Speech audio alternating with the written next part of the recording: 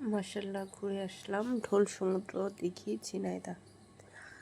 এটা ঝিনাইদহের একটা প্রত্নতাত্ত্বিক নিদর্শন। এটা নিয়ে একটা গল্প রচিত আছে।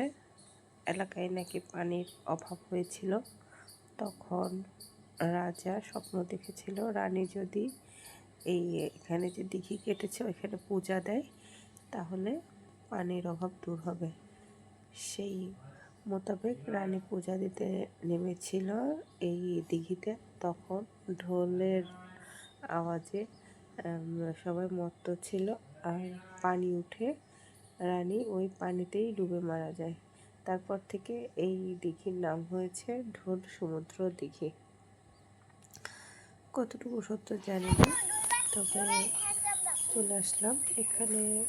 ছেলে ডাক্তার দেখাতে এসেছিলাম, তো ভাবলাম বেরিয়ে যায়।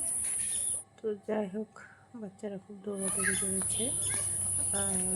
দিঘিতে নৌকায় আর উঠিনি, তখন মাঝি ছিল না।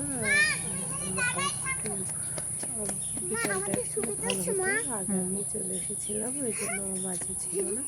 তারপরেও ওরা যে মজা করেছে, সবাই একসাথে ঘুরে দেখে এসেছি। এটাই অনেক বেশি। ঝিনাইদহে যখন আছি তখন ঝিনাইদহের প্রত্নতাত্ত্বিক নিদর্শনগুলো দেখার তো ইচ্ছা জাগতেই পারে। তারপর এখানে যা পাইলাম খেয়ে দিয়ে বাড়ি চলে